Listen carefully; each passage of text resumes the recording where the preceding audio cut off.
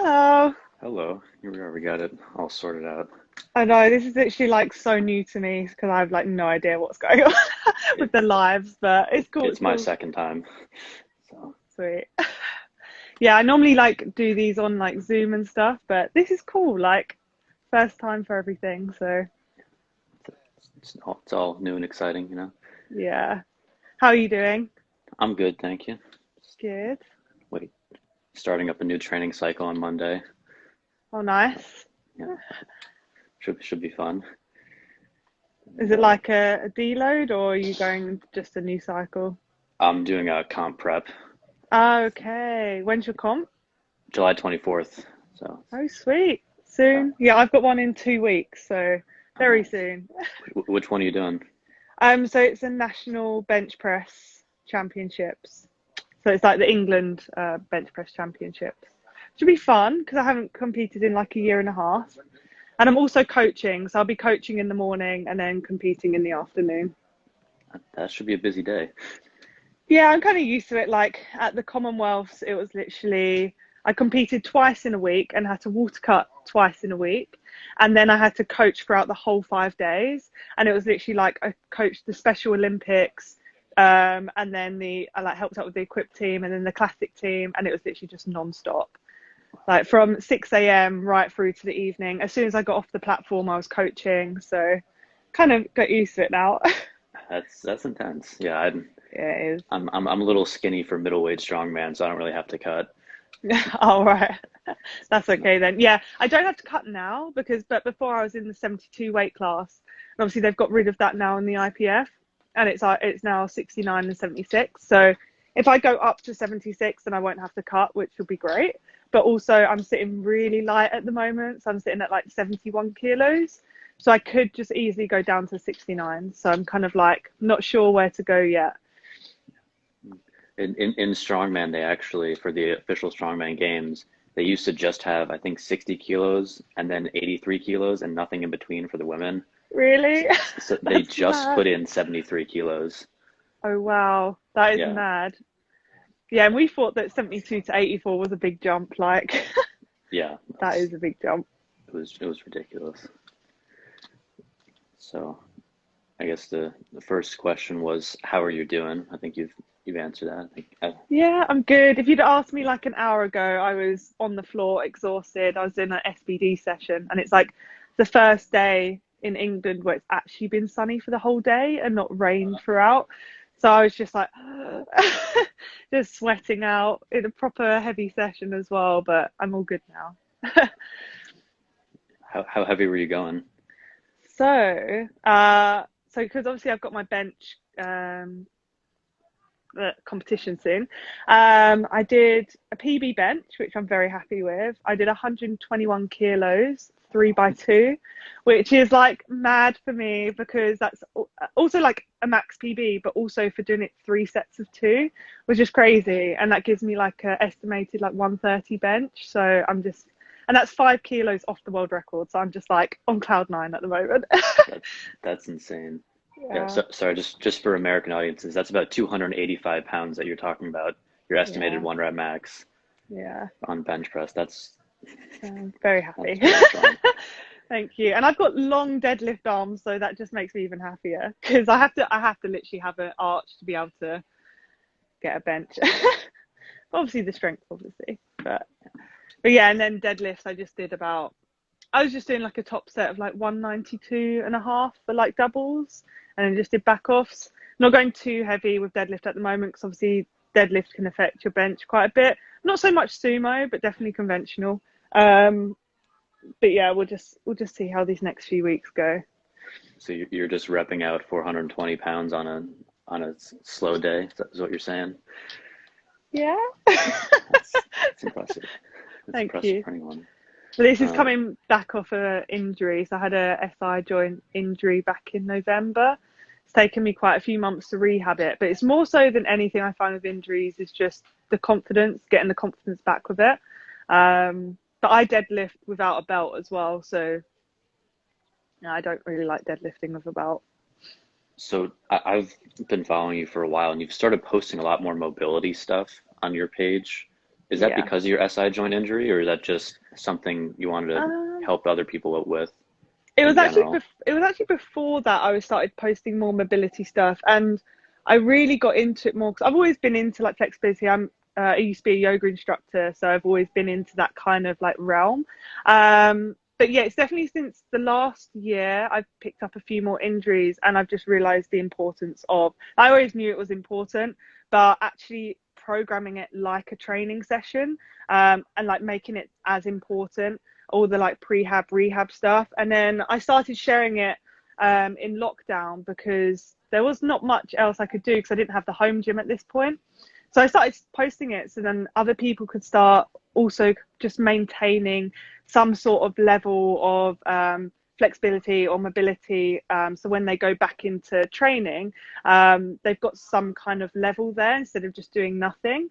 And it's stuff that you can do without any equipment. So I saw everyone was posting like home workouts and everything, but I thought it'd be nice to do something a little bit different that's also going to benefit your lifts because it's always going to help in some shape or form. And yeah, I've been doing a lot more research on it, been shadowing other coaches, even like dance movement coaches. And it's been really interesting, and it's really also enhanced me as a coach as well, being able to help my athletes, and then yeah, sharing it so that it can help everyone else as well, of course. Would you say it helps you specifically as a power lifter because you do pull sumo, you bench with an arch, you need to have that kind of mobility to get in the right positions, as opposed to some people just grip it and rip it on the deadlift?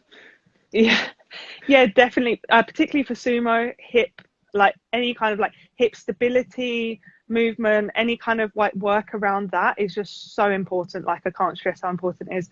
But also for me, because I'm quite hypermobile, I don't know if you've seen in my bench, like my lower and mid back is very flexible. And there comes an issue when you're very flexible, same in my hips, that you lack like control or stability there, and that's when injuries and niggles can kind of come up. So it's being able to also, although having the flexibility is great, it's being able to have that control in that movement as well. So for me, that's definitely helped a lot through my lifting. And it's also opened me up to a load of different movements as well that I've been experimenting with and seeing what works. Because what's really important is that, like with anything, not just one thing works for everyone. So it's really important to have those tests in place to test your range of movement, see what works and what doesn't, and just going back to those tests and seeing if these certain movements work for you or not. Because there's no point doing stuff if it's just not working, if you know what I mean. Yeah. So how long did that take you to figure out? I assume you've been lifting for a couple of years now. Yeah, 3 years for lifting. Yeah. So it's still like not that long, like compared to other people, but yeah, started in 2018, like just near the end of 2018, I think. Yeah. So So, in 3 years, you become a Commonwealth champion, English champion, coach, multiple time record holder, right? yeah. Yeah, it's a bit mad. Like in my first year of lifting, I got selected for the GB team for bench worlds. So the following year I went out to do world bench, European bench, and then I got selected for the England team as well. So yeah, year of lifting, I was doing the Commonwealths and Four Nations as well as coaching them. It was pretty mad, especially like off the back of literally just being discharged from hospital with an eating disorder. Like it's a bit mad to when you think of it like that. So if you don't mind me asking, what got you into lifting? So it was actually like being discharged from the eating disorder hospital. I was kind of in a state where technically I was classed as like recovered, but I still had bulimic symptoms, anorexic symptoms. Sorry, thank you. And I was kind of like left with no other support around me. And I'd always abused cardio. And so I wanted to steer clear of that. And the local gym actually gave me a free pass because I was still classed as disabled. And yeah, so I went to the gym. asked my older brother, because he was into the gym and everything, oh, could you like write me up a plan? Because I have no idea what I'm doing. And he wrote me up a plan. I started researching everything. I just love researching everything and everything. Went in there, was really intimidated when I first went in there. And then from there, I just kept building up confidence. And then it became a bit more of a social thing, started meeting friends there. And then someone mentioned to me, oh, have you ever tried powerlifting? Because I really wanted to start competing in something. Because I've always been very competitive, whether it be in football, basketball, all that kind of thing.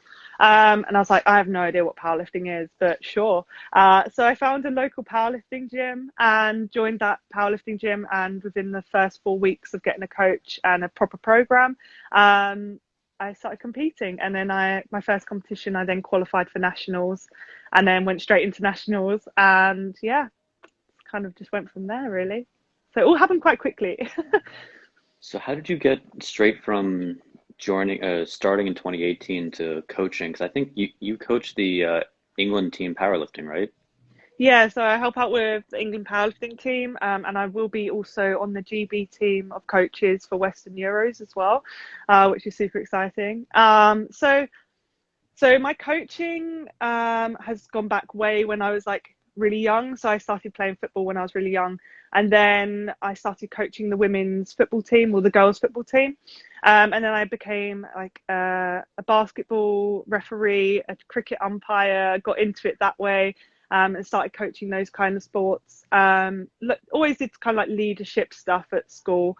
And then when I started powerlifting, I got into doing personal training because I found how helpful just going to the gym helped me mentally. I wanted to help other people and kind of like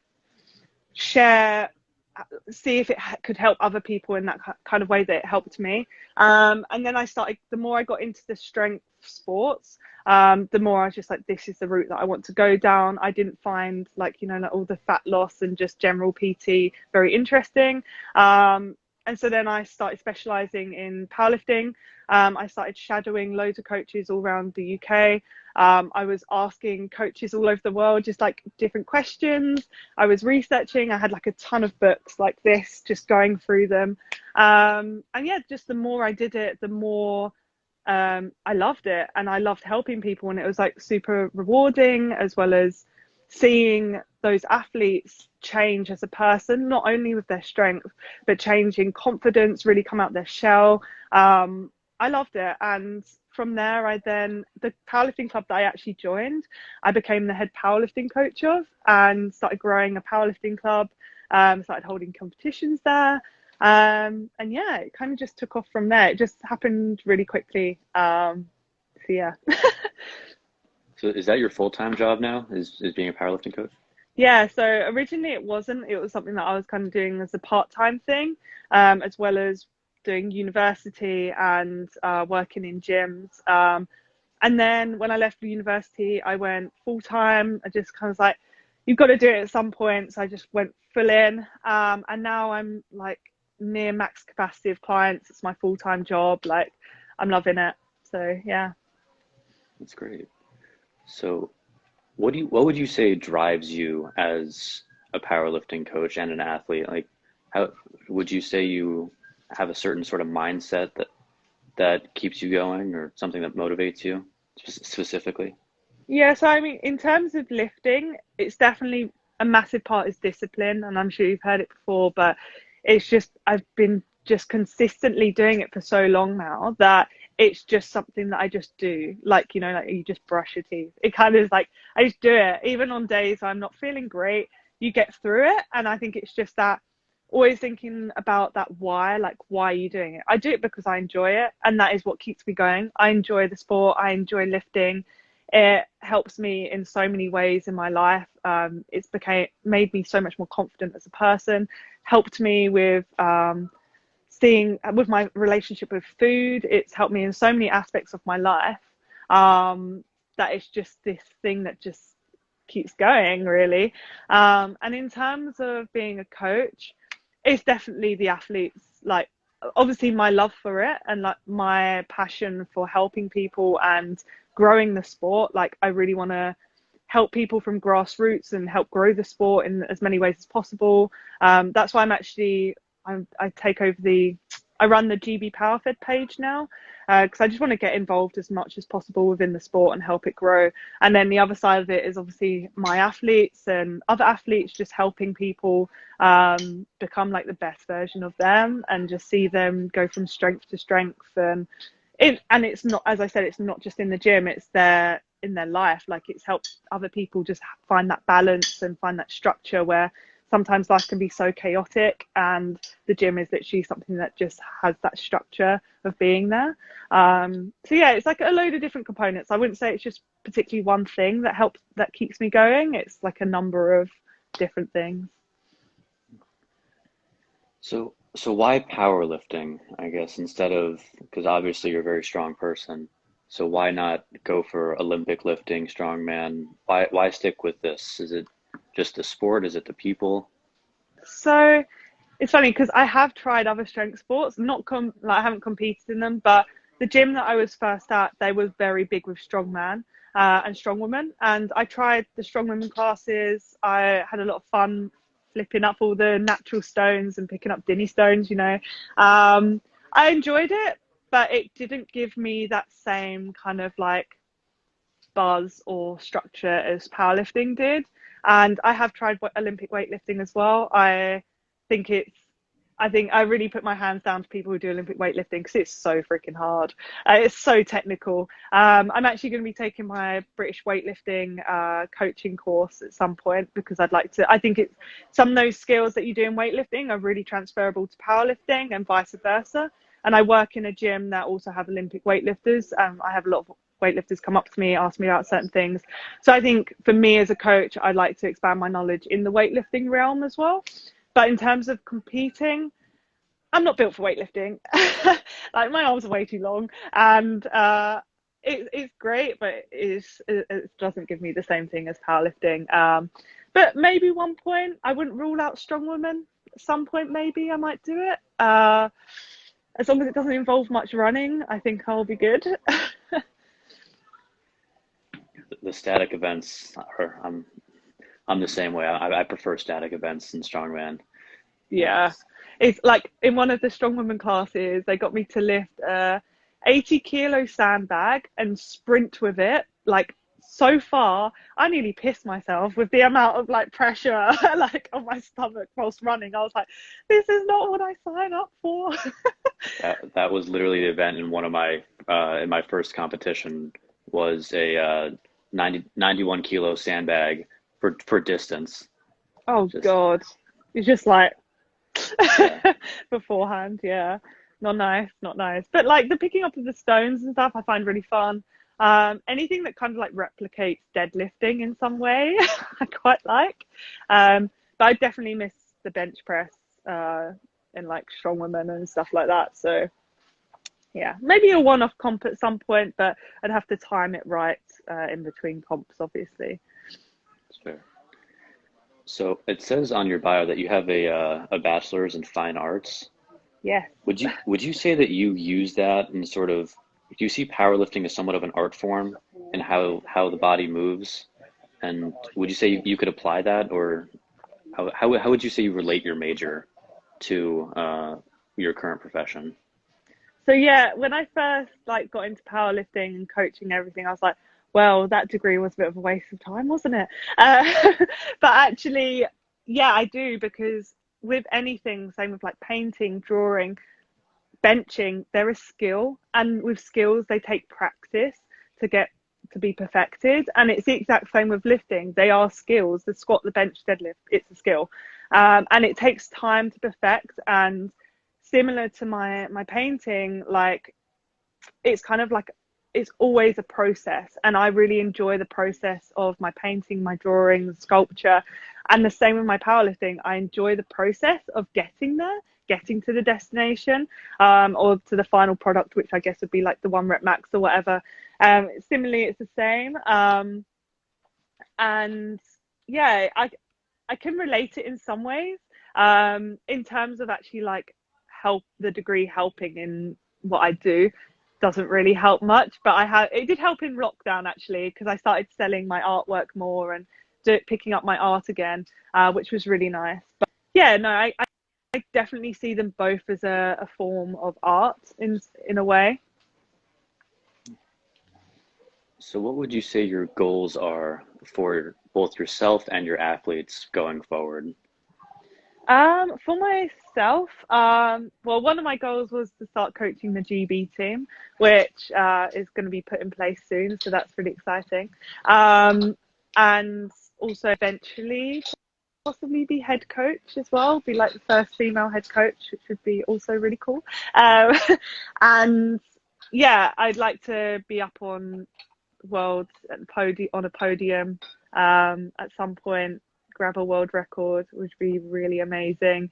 So yeah, in coaching, I'd also eventually like to build almost like a powerlifting academy where I can really grow athletes from that grassroots level right up, as well as coaches as well, because there's not much at the moment put in place in terms of development of coaches.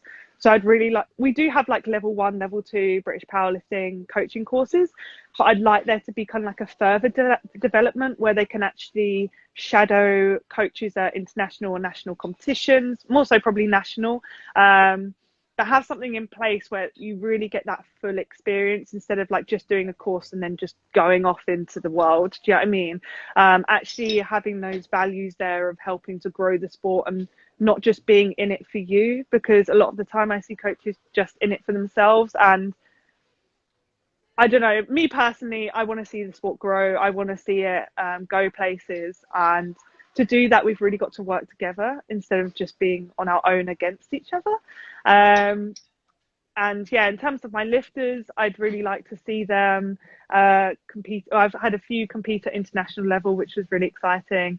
And yeah, I'd like to just see them grow as athletes and people, because I've got some at juniors, like 17 years old, and I've got ones right up to masters too. So I've got a really nice mix of clients, and just seeing each of them grow in their own way and all have their own particular goals and seeing them hit them is just like, it's just great. And yeah, just being by their side whilst they do that is just, yeah, amazing. There's a couple people I know in powerlifting and strongman who they've somewhat built those kind of communities that you're talking about. There's a guy named Greg Panora. I don't know if you know him. He used to train at Westside Barbell. Oh, okay. He has a huge Facebook page of all his clients, and they all interact with each other. And there's a guy named Shane German. He's a strongman coach. He runs MST systems. All right, yeah.